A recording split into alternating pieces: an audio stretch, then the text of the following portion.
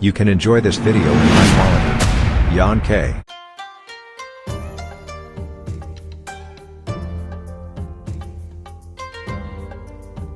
皆さん、こんにちは。ジャパントラベラーのマテンロウです。今回は、ユネスコ世界文化遺産に登録されている奈良県生駒郡斑鳩町法隆寺山内一の一にある法隆寺を巡る旅をお届けいたします。この動画は視聴者の皆さんが実際に旅をしているような仮想体験する番組です。どうぞお楽しみください。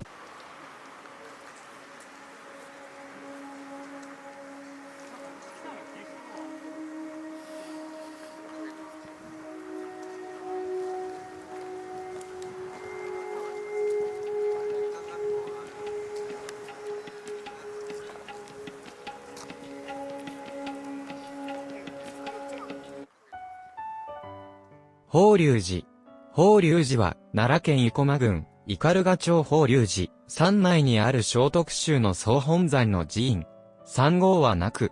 本尊は、釈迦如来。創建当時は、斑鳩寺と称し、後に、法隆寺となりました。また、法隆学問寺としても知られています。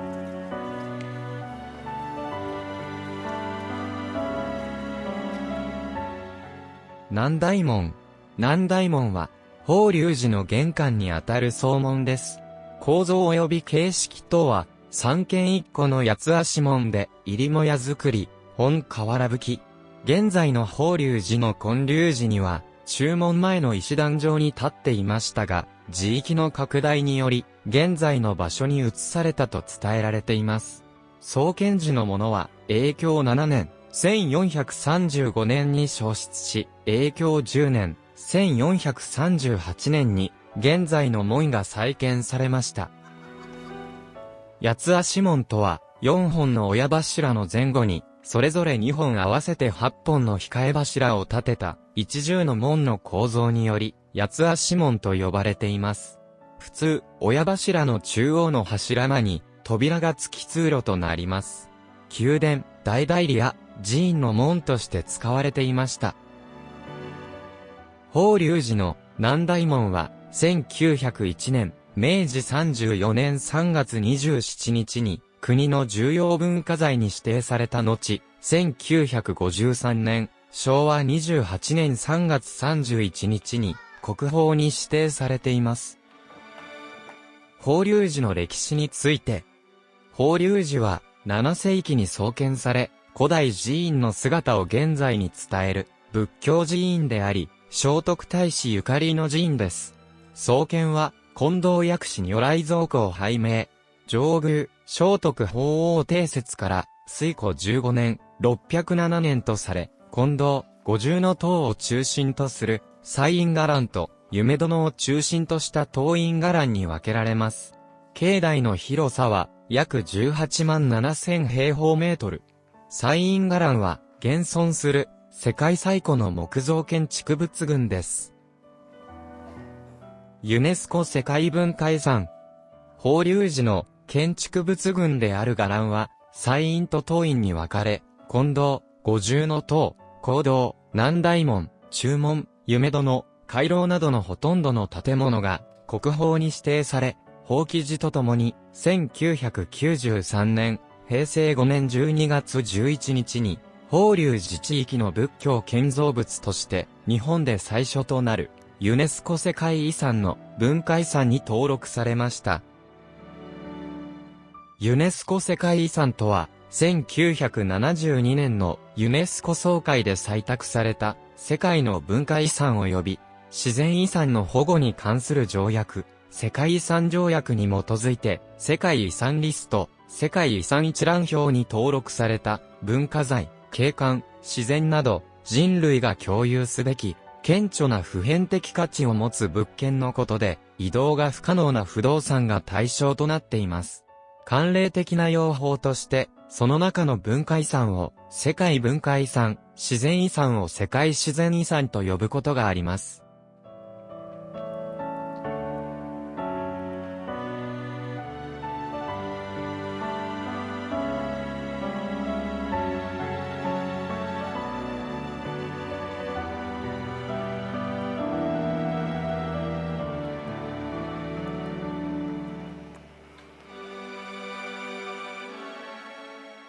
手水屋。手水屋は、中央の部分に水をたたえた桶の水盤が設けられ、柄杓が置かれています。神社、寺院の入り口、参道、社殿の脇に設置されていることが多く、柄杓にすくった一杯分の手水を使い、一連の所作を行います。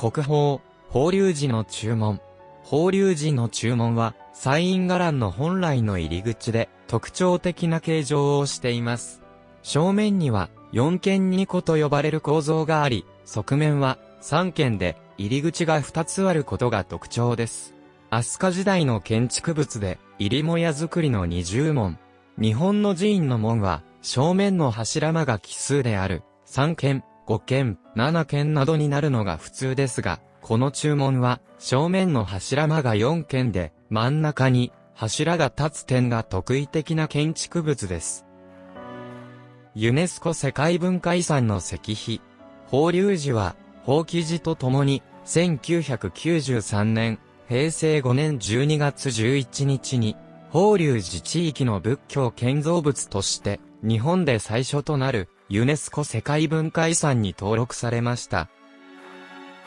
ユネスコ世界文化遺産の選定理由として、次のように綴られています。奈良県の法隆寺地区には、約48の仏像があります。7世紀後半から8世紀初頭に建てられたものもあり、現存する世界最古の木造建築の一つです。これらの木造建築の傑作は、中国の仏教建築とレイアウトが日本文化に適応したことを示す美術史だけでなく、その建設が中国から朝鮮半島を経由して日本に仏教が伝来した時期と重なるため、宗教史にとっても重要で卓越した普遍的価値であると評価されています。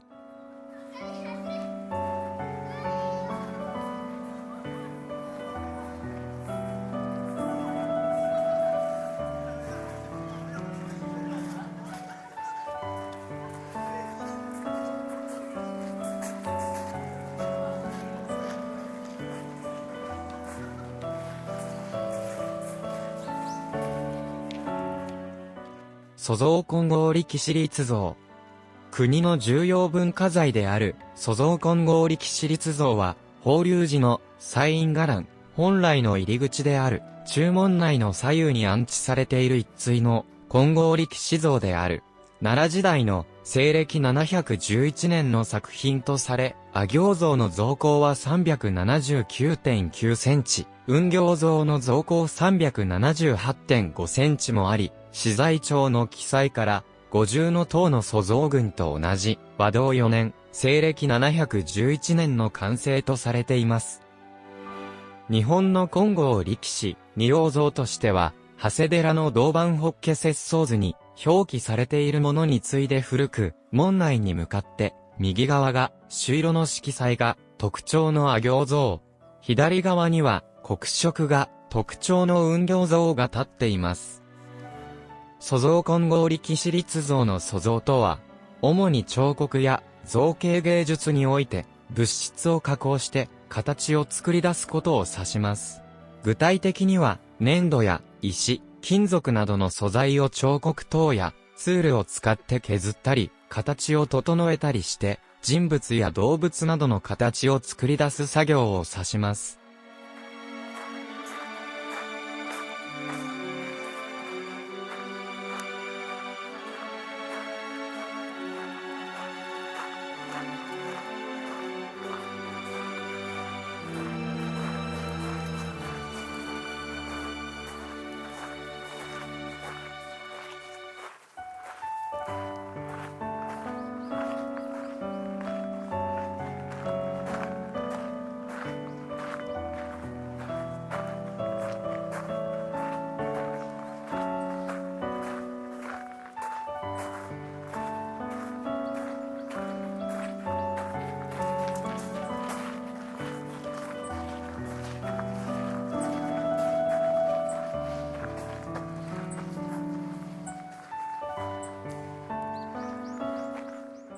歌人、会津弥一の歌碑。法隆寺の境内に、会津弥一の歌碑が建立されています。会津弥一とは、書家、歌人、美術史研究など、幅広い活動で知られています。歌碑に刻まれている歌は次の通りです。五重塔を仰ぎ見て、千歳あまり三度巡れる桃とせを、一日のごとく立てるこのタフ。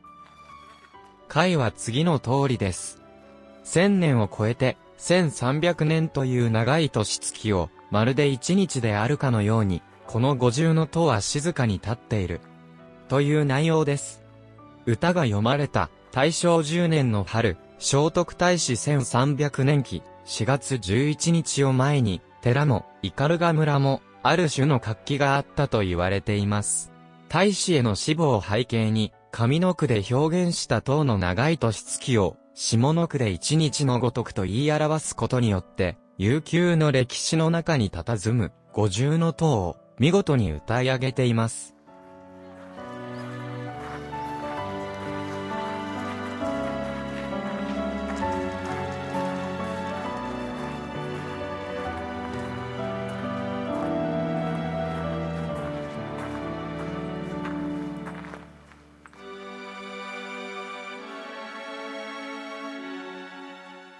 国宝、三教院、及び、西室。法隆寺の三教院は、鎌倉時代の西暦1231年、寛儀3年に再建され、西室は、鎌倉時代の西暦1268年、文永5年に、建立されたとも言われています。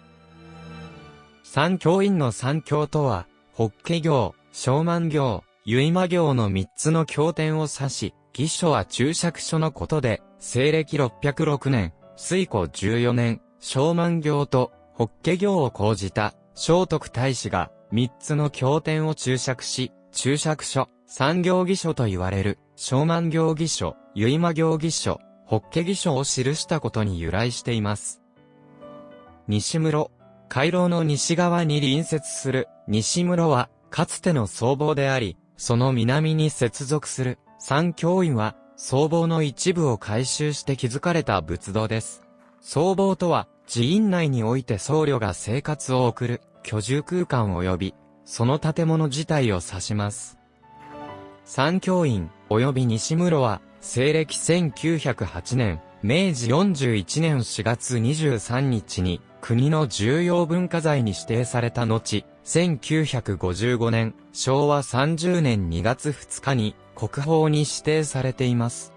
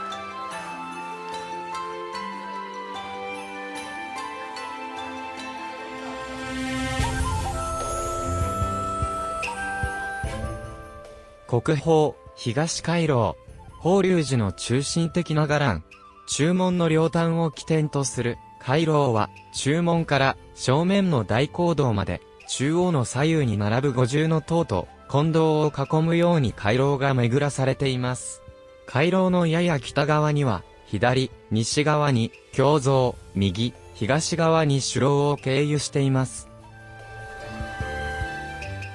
法隆寺の回廊に使用されている回廊柱は、特にエンタシス柱として知られています。これらの柱は、法隆寺の建築美を特徴づける重要な要素になっております。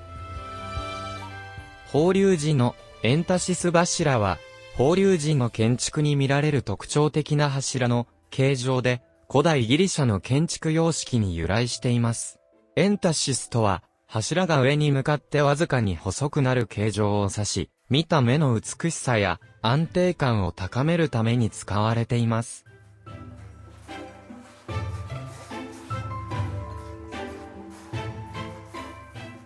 国宝、法隆寺の金堂。法隆寺の金堂は、法隆寺の中心的な建物の一つで、日本最古の木造建築とされています。入母屋造りの二重仏堂で、桁行き5軒、播磨4軒、二重、初層も個室付き。上層には、部屋はなく、外観のみである。二重目の軒を支える、四方の竜の彫刻を刻んだ柱は、構造を補強するため修理の際に、付加されたものですが、その年代については、諸説あります。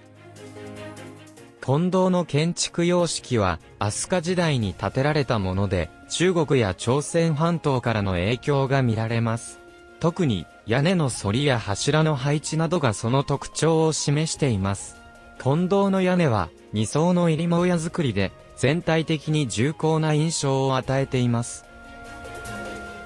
金堂内部には、仏像や仏具が安置されています。中心には、釈迦三尊像が鎮座しており、これは、法隆寺の最も重要な仏像です。この仏像群は、飛鳥時代の代表的な仏教彫刻の一つで、北魏様式の影響を受けたものとされています。北魏様式とは、中国の北魏386年から534年の時代に発展した仏教美術のスタイルを指します。北魏王朝は中国北部を支配した遊牧民族の鮮卑族によって建てられた王朝で仏教を国教として保護し、仏教美術が盛んに発展しました。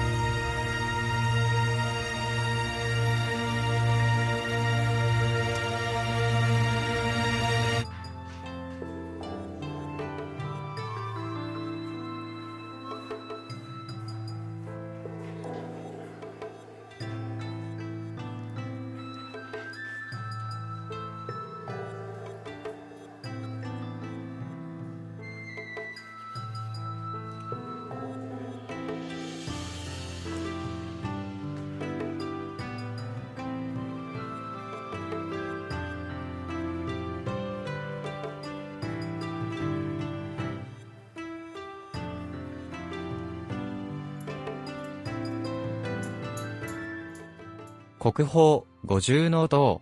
法隆寺の五重塔は、日本最古の木造の塔であり、世界的にも重要な文化財として評価されています。この五重塔は、法隆寺の中心的な建物の一つで、飛鳥時代に建立されました。五重塔は、仏教建築の中でも特に象徴的な存在であり、その建築的な美しさや宗教的な意味合いから、多くの人々に敬意を持って信仰されています。五重塔の高さは約32メートルで、5層からなる塔は、各層が上に向かって徐々に小さくなっており、優雅なプロポーションが特徴です。中心には、心柱と呼ばれる一本の柱が通っており、建物全体の安定を保っています。この心柱は、地面から塔の最上部まで伸びているもので、五重塔の構造を支えています。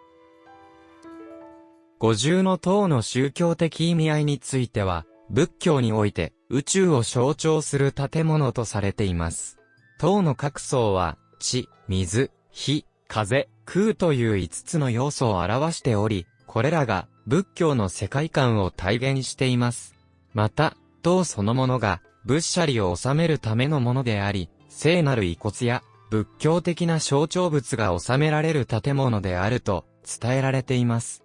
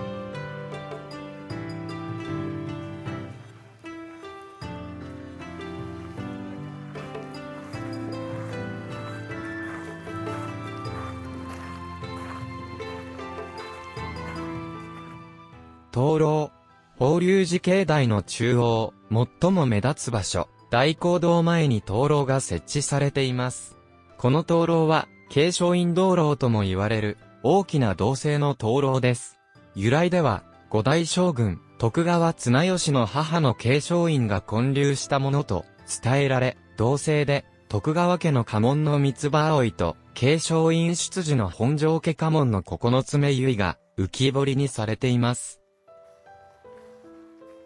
大講堂。金堂と五重塔の北側に立つ、間口9間の大講堂は、元は、北側の回廊の外に独立して立っていましたが、延長3年、西暦925年に焼失し、正暦元年、西暦990年に、ほぼ元の規模と同じ大きさの堂々とした姿に再建されました。さらに回廊を北側に延長して、これに取り付けたので、堂の前が広く清々しい空間となっています。なお、堂内に安置されている薬師三尊像は、この再建時に新たに造像されたものです。大講堂の外見について、大講堂は、寄せ棟造りと呼ばれる伝統的な日本の建築様式で作られています。屋根は瓦葺きで、堂々とした金星の取れた姿が特徴です。建物の正面には6本の大きな柱があり、内部の広い空間を支えています。大講堂の間口は7間、約21メートル、奥行きは4間、約12メートルで、非常に広々としています。内部の空間は、講義や儀式が行われる場で、当時の仏教文化の中心地として、機能していました。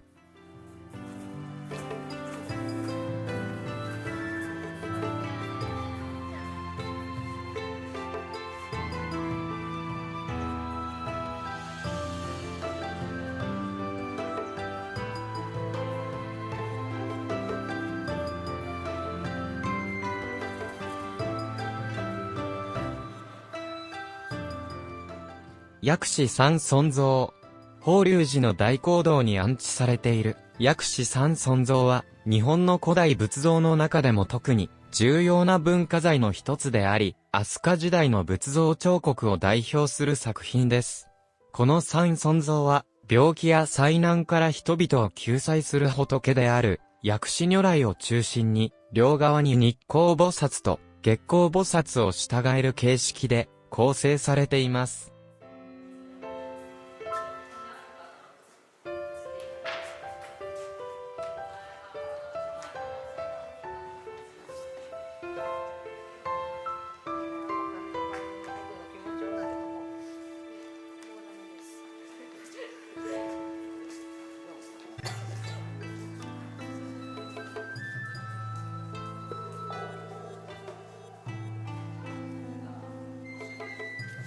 ご視聴ありがとうございました。いかがでしたか？これからも人気の観光地やあまり知られていない場所など、実際に旅をしたような動画を配信してまいります。よろしければ高評価、チャンネル登録をよろしくお願いいたします。それではまた次回会いましょう。